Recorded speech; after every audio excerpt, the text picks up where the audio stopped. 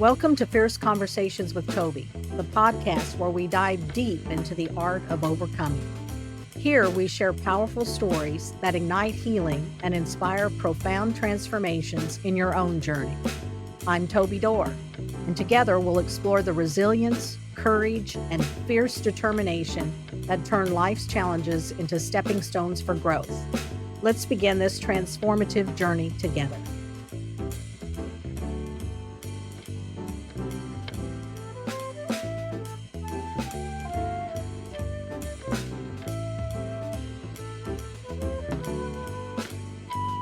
Hi, this is Toby, and I'm so excited to introduce you to my newest guest, which is Erica Richmond, who I met at the Women in Publishing Summit last week.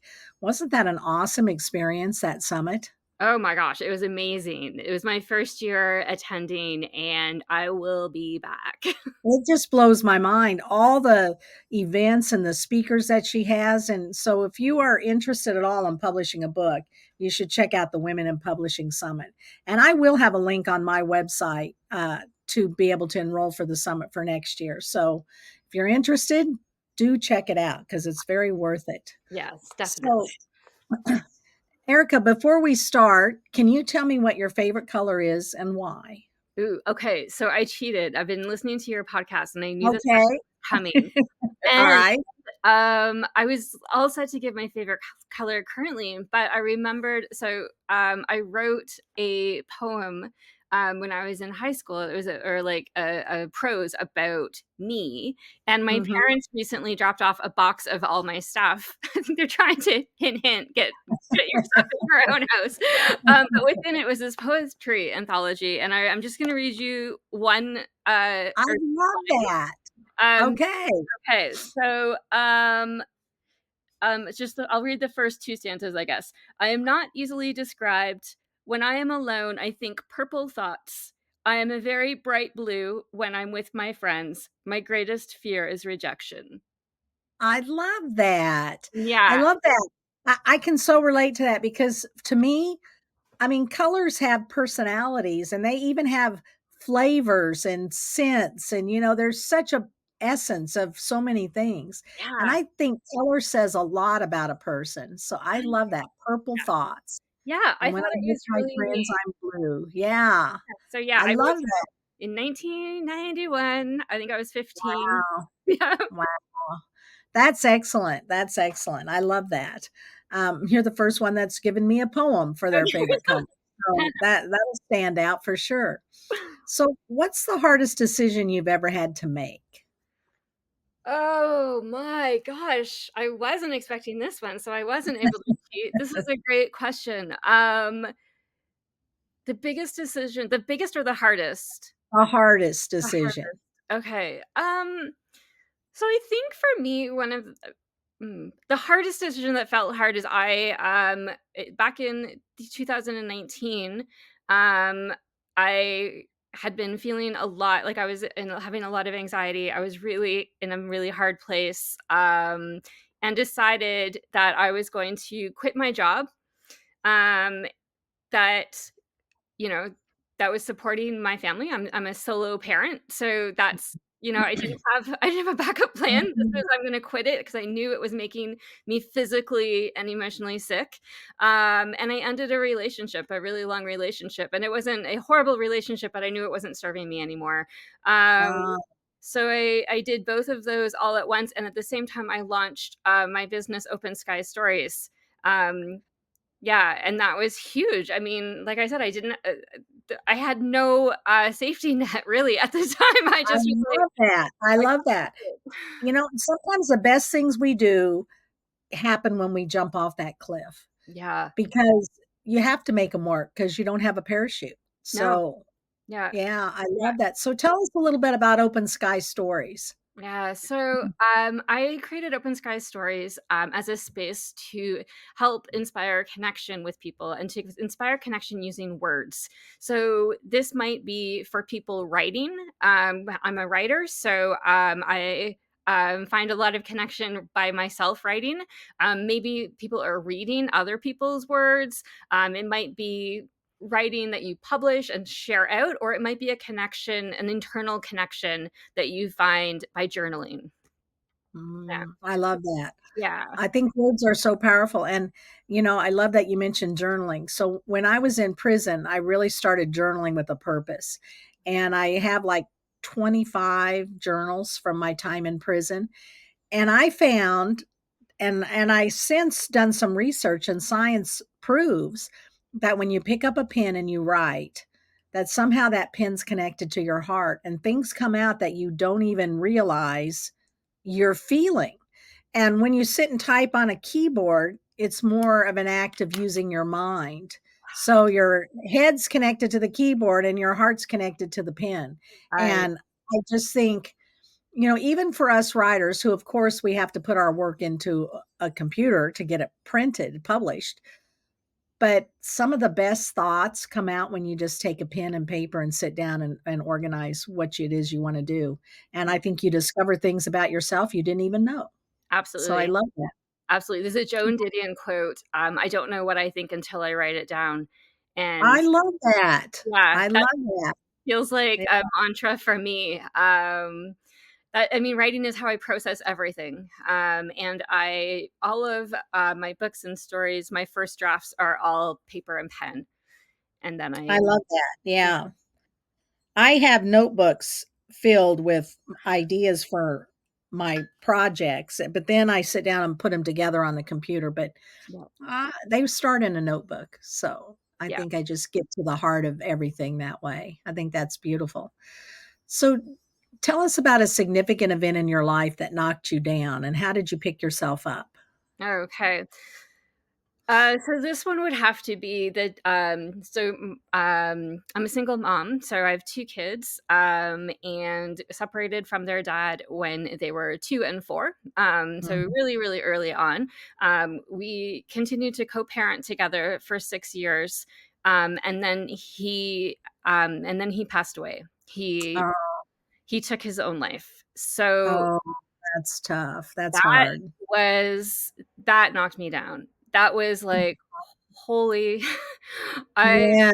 now I'm like, not only am I doing this alone, I'm navigating grief for me, for my children. They Mhm. were about 7 and 10 at the time.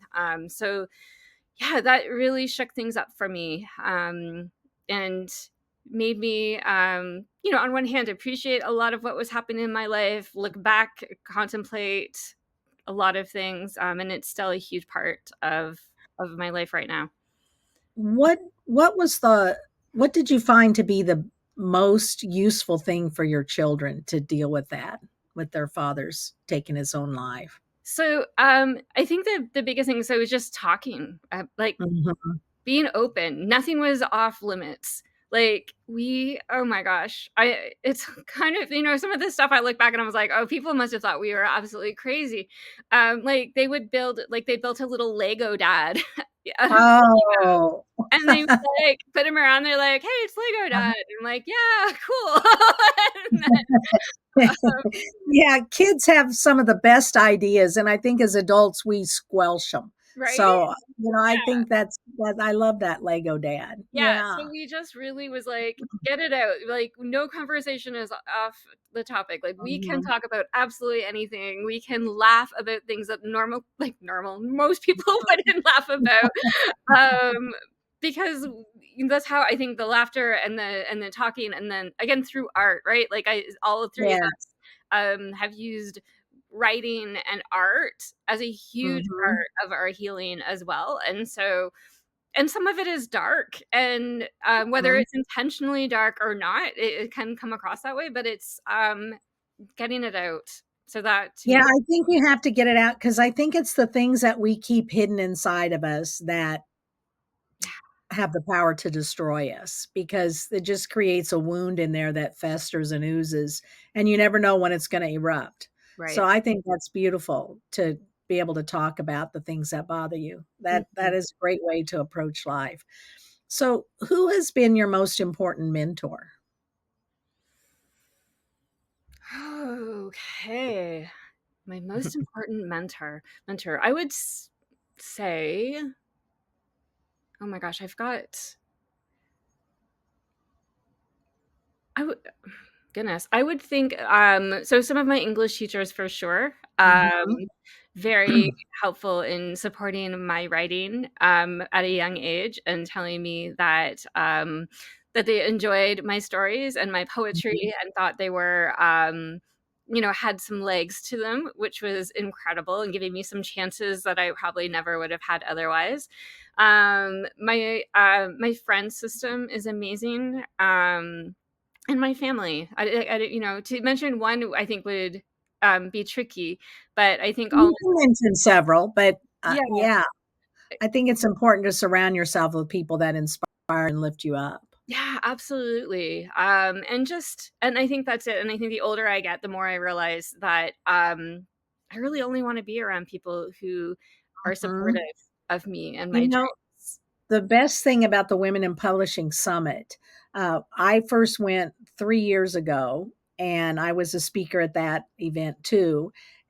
Um, and we got put into a breakout room at one point, and I was in a breakout room with 5 other memoirists, and we decided to continue meeting after the summit, and we're still meeting today. We had our call this morning, so every once a week on Wednesday morning, we do a Zoom call, and we talk for an hour or 2. We've gotten to be the best of friends, and the last couple of years, we've even gotten together in September for a retreat weekend, a 4-day weekend where we all get together, and it was so wonderful because I felt like, I mean, I loved these women and I knew so much about them, but I had never seen them in person. And a year ago when we got together in Maine at this cottage we rented on the beach and you got to see them in person, it was just the most wonderful thing. And we've just become the best of friends. That's so nice. That's lovely. Yeah, I have Yeah. a couple online writing groups, and Mhm. they've become such good friends, and you're right, I've never met them in person, most of them, but we share a Yeah. connection. It's just such an awesome thing, and I ended up going to Chicago a couple times last year for some work, and one of the pod sisters lives in Chicago, and I had breakfast with her, and, it's just awesome. It's just such a great relationship, and we just, when one of us is struggling on something, everybody else can lift them up, and it's just the most beautiful gift I've ever had. Oh, So, how I nice. love that. So I love great. that. So, do you have a trauma in your past that caused positive change? Sounds like you've told me about a couple of traumas, but is there one of them that turned into something really positive for you? Um, well, I would say, certainly Jason's death had a huge impact, and through that, I was able to really, zero in on, how to heal myself, and how Mhm. to provide healing for my children, and so through that, of course, was writing, um and then through that, I've been able to notice, other areas where I'm like, "Oh, this doesn't feel right, so I'm gonna write about it." Um, Oh, yes. and, Uh-huh. so I think that, and I believe I always processed and, looked to writing and art as a way of healing, but I don't think I did it as intentionally, until, Yes. the Mhm. death of Jason, and then at that point was like, "Okay, yeah, this makes sense. Mhm. Yeah. This is what I need to do when I'm feeling Mhm. uncertain about something." I think a lot of times trauma helps us put our life in perspective and you realize what's really important and what wasn't that I used to spend so much time on it. It helps you really focus on the things that matter. Yeah, yeah, absolutely. And it's also, I mean, for me too, because I'm supporting kids who are now young adults, but still supporting through a lot of Mhm. the grief, and their own reactions, to life, Mhm. without their dad. Yeah, that is tough, and it's a hard thing to get through, but I think, I had a trauma in my life when I was young, and my dad got burned really bad when I was 5, and he was in the hospital for 10 months, and I was sure he was dead. He was just gone, and my mom was gone because she had to be there to take care of him because he was, dying half the time and, on the verge of death, and, um when you don't really talk through those things that happen when you're a child, they kinda become problems when you're an adult. So I think it's great the way that you've handled that and Yeah, had let your children talk about anything. I think that'll make them stronger people. So yeah, I think that's beautiful. thank you. So in your latest project that you published, this open mail, what was it called? Oh, Let the me Mail Art Stories project? Mail art stories, yes. Yeah. Yes. Tell me a little bit about that because I think it's so beautiful. I've been looking at it online and I love when art and writing come together because I think that just reaches all of our senses and draws us in. Oh, And so I always lean towards the artistic written books. So nice. tell me about your new project. Yeah, so this one, myself and an artist in North Carolina, we were actually pen pals and at the beginning of 2020, and then the pandemic hit in Mhm. March. She reached out to me and asked if I would be interested in hosting a project with her, where we would collect pieces of mail art from people from around the world, which is really just the decorated envelopes. Like you decorate the outside of the envelope Yes. and Uh-huh. postcards, and we were like, yeah, it'd be fun. We can have people send us a piece of mail art and tell us how they're doing in the pandemic. We thought we Mhm. would collect for about a month and the pandemic would be over. And then, we'd all move on with our It lives, was the never ending story. right? Yes. Yes. And so Mhm. we ended up collecting for 18 months and have over 100 pieces of mail art from 11 countries. Wow. Yeah. Wow. And I've looked through, through the, snapshots that you have on Amazon and on your website, and it looks so interesting. It reminds me when I was in prison, women would so elaborately decorate the envelopes of the mail they sent out to their family. And I have an envelope in my one of my journals that I sent to my mom, and I drew a paisley pattern on the envelope, and then on the back of the envelope, I wrote the history of Paisley, and that was the envelope I sent her letter in because it it's when you're craving a connection with someone, I think that adding art to it just makes it so much more personal. And Yeah. I can see how that would have really fit during the pandemic. How did you ask for those art envelopes to be mailed to you? It How was did you reach everyone? mostly through social media. Mhm. We did a big, launch through mostly Instagram, a little bit of Facebook, and then from Mhm. there, word of mouth. People would Yes, spread yes. the word. Yeah, it was really cool to be receiving all these pieces of mail, and particularly near the beginning, because we were all just stuck in our houses, um, Yes. watching Uh-huh. the news, and I was like, "Okay, I know the pandemic is happening all around the world, but you don't realize it." And I was starting to get mail from like Italy, Sri Lanka, Wow. and it was like, "Holy crap, this is happening all over the world." Mhm. So Mhm. that was super fascinating. And then talking, we did a survey for people after, at the end of the collection period, to find out what was their silver lining moment of the pandemic. What advice would they give to someone? What was really hard? What was, Mhm. why did you do this? And so some people, they were really talking about how just decorating and sending a piece of mail to Mhm. a stranger brought them a huge sense of connection. Yes, I can see that. Did you include any of those descriptions in the book too? Yeah, yeah, they're all in there. Oh, excellent. Oh, I can't wait. I have it ordered on Oh, Amazon. I yay, can't wait for it to get here. Yeah, cool. it's gonna be awesome. So, Yay. I'm working on a creative project myself right now, which is kind of pushing the envelope, and so I'm excited to see how it turns out. Sweet, well, good So, luck. I love those yeah, kind of projects. thanks, thanks. I do too. I do too. I just get sucked into them, and I can't even turn away. Yeah. So, was there ever a time you really felt imprisoned, and what did you do to liberate yourself? Mm, a lot of times. Oh my gosh, a Mhm. lot of times.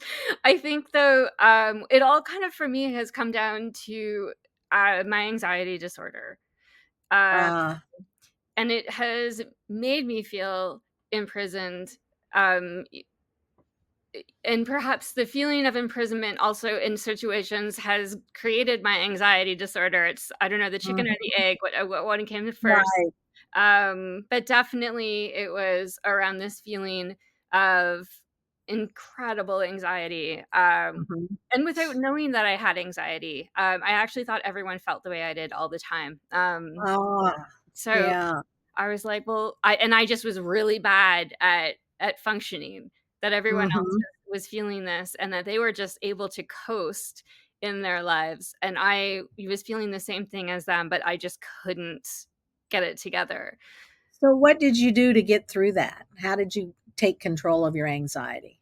Well, I mean, first I had to accept that it was anxiety. Mhm. So I had been, I was sick, really sick for about a year. I was seeing my doctor weekly. I was seeing a counselor. I was doing osteopath. Like I was doing breath work, you name it, I was doing it. And my Mhm. doctor was amazing. And she kept sending me for tests. And every time she would say, you know what, I really think it might be anxiety. And I'm like, Ah, and I would say, no. yeah. It can't be Uh-huh. anxiety. I'm like, "It's physical, like, I can feel it, so it must be something else," and she's like, Uh-huh. so it took a while, and I finally accepted the diagnosis, and that was a huge relief, and just knowing it's like, "Okay, it is anxiety," and then I was able to, I started some medication around it, but again, I also wrote about it. So, Uh-huh. yeah, Writing solves so many things, it doesn't it? It really works through. Yeah, Mhm. absolutely. I wrote my first book actually is about, my anxiety disorder, but it's written as a children's book. Pixie and the Bees, right? You betcha. Yeah. Mhm. So, Ex I felt like I had just bees buzzing through my body all the time. uh, Just constantly, and that was the only way, and I was like, "Okay," and my people would be like, "Well, you look totally fine." I'm like, "Yeah, mhm. on the outside, I looked okay." Like, I did look okay, and then the inside, though, I was really just feeling this enormous vibrations, and not a like, it was a painful vibration, and overwhelming, and so I wrote a story about a pixie who swallowed a bunch of bees, and yeah, and they lived in her and none of her friends could see them and her doctor couldn't see them, and so she had to trust herself to learn to release some of those bees. Ah, I love that. I Yeah. love that. I never really struggled with anxiety until I got out of prison, and I would have never expected it because I thought I'd adjusted really well. But the first weekend I was out of prison, my brother took me to lunch and to a movie. And being in that dark movie theater with people behind me that I could hear rustling and eating, and I didn't know who they were, what they were doing, I ended up standing in the lobby most of the movie because I had such a panic attack. And I didn't know what it was. I just, and later, a year or two later, my husband took me to Garth Brooks concert. I'd never been to a concert in my life, and I love Garth Brooks. And so he took me to the Garth Brooks concert, and all those people crammed together. And I just sat there and I looked around. I thought, if there's a fire, I'll never get out. Mm, And I spent the whole concert in the bathroom, being sick. And then I stood in the lobby and watched it on the closed circuit TV. And then finally at intermission, my husband said, I said, I think I have the flu. I just don't feel good. And Chris said, well, Toby, let's just go home. We've seen enough. So we left. And in the minute we got outside of that building, I felt fine. And I realized that wasn't the flu.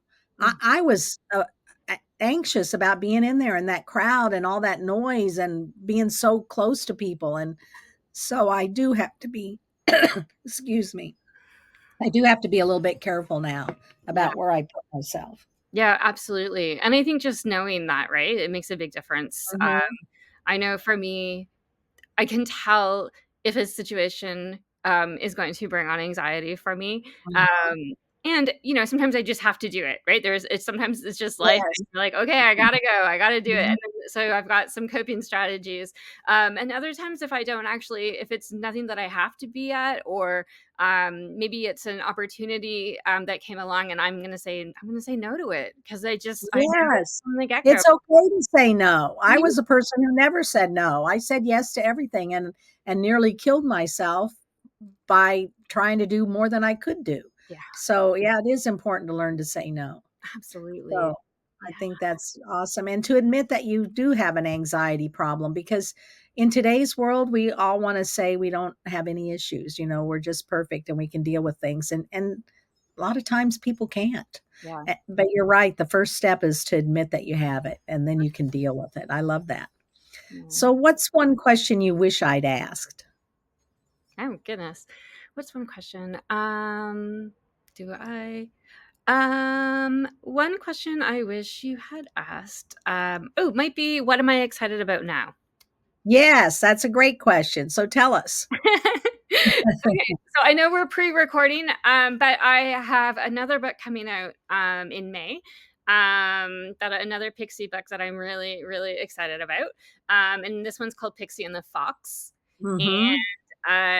She does not swallow a fox. I have had people ask me that, which I think would be a really funny theme, but and this one is about a pixie who meets a very charming fox who loves everything about her, and then slowly and convinces her to come away with him to have some Uh, adventures.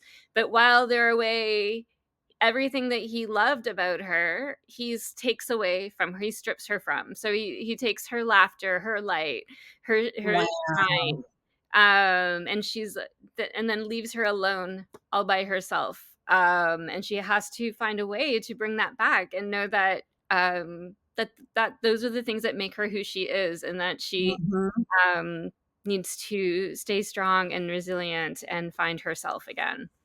I love that. I love that story. I love that analogy. You know, people a lot of times will pick at something and say, "Well, if you could just change this thing about you, you'd be perfect." But if you change that one thing about you, you're not you anymore. So it Exactly. is a package deal. I love that story. Thank you. I love it. I Yeah. think it's so interesting. I published a set of workbooks for women they're called Bee Unleashed, Butterflies Unleashed, and Dragonflies Unleashed. And I kind of pull the story of the insects into the workbooks. Ooh. So I love how you're doing with the bees and the fox. I just think that's so fun. I Yeah. just love Well, and to me, it's great because it can have these conversations with kids. it. That it's, sure, Pixie and the Bees is about anxiety, but it never mentions anxiety. Yes. So they can Uh-huh. make their own interpretations, and Pixie and the Fox might be, the Fox might be, a bully at school, or like Yes. a Hmm. friend who has turned on them, or it makes them feel yucky. And it opens up conversations. And Yes. as you like conversations with people, so do I. So Uh-huh, and that's really the way to get through any kind of an issue. It really is to open a conversation about it. yeah. So, I think those are powerful tools, and I could see children loving those books and reading them and not really knowing that they're learning something. Absolutely. Yeah. So, I think that's beautiful. I'll Thank probably you. have to order those as well. I think So, I'm pretty excited. Children's books are one of my favorite things because I think they're so impactful in such a short space, and they usually do, include art in them as well, and I yeah. just love the whole package. Yeah. So, Yeah, I've absolutely. read children's books. I've been blessed. I have an illustrator, locally, Brooklyn Hallbrow, and she's illustrated both my Pixie books, and she's incredible and just That's so good. It's so hard to find a good illustrator, right, so I that's know. really a blessing. Yeah. Yeah, that's a blessing. So will there be more Pixie books? I think so. Yeah, I haven't written any yet. Oddly enough, I wrote Pixie and the Fox before I wrote Pixie and the Bees, but I Ah, published Pixie and the Bees, what, it'll be 4 years, before Pixie and the Fox, because I published Pixie mm, and the Bees in 2020. And I just felt that that was the story that was ready to come out. yes. I wasn't Mhm. ready to share Pixie and the Fox because I think, just because we write about things and they're healing, um, we might we have to know when the right time to share them are, Yes. right? Mhm. And so I needed to hold on to that one a little bit longer, and yeah, and now I'm ready. But yeah, there'll be more Pixie stories as well, and maybe other writing too. Who knows? Yeah, I think it's interesting. I'm really into journals and planners too. I've done a couple of those, and I just love them. So It's I have so many ideas in my head. I'm sure I won't ever get them all finished before my time is oh up. gosh, I'm like you, But Toby. I like that's it. Where to be, yes. Yeah, I'm like, every time I say, I'm like, okay, Erica, no more projects. Just focus on what you have right now. As of course, that's the time I have another brilliant idea of a project I want to do, and I'm like,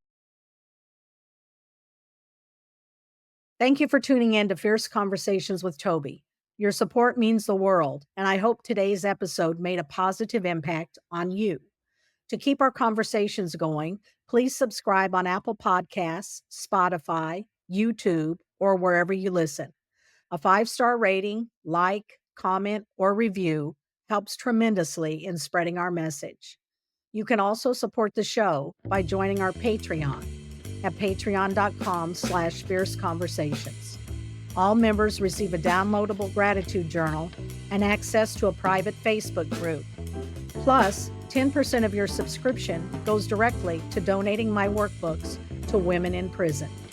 Finally, sharing this episode with your friends and family is a great way to amplify our mission. Fierce Conversations is created and hosted by me, Toby Dorr, with production by Number 3 Productions. The theme music, Grooving, composed by Lisa Plass, features Lisa on flute, Carolyn Parody on piano, and Tony Ventura on bass. Learn more at tobydor.com. Thanks for listening, and remember, escape your prison.